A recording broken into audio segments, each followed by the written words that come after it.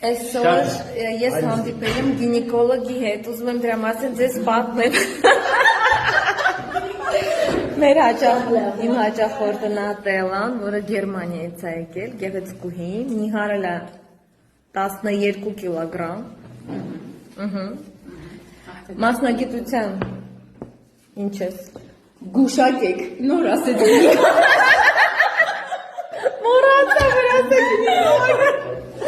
Գուշակեցին ինչ մասնագիտություն ունի։ Ինքը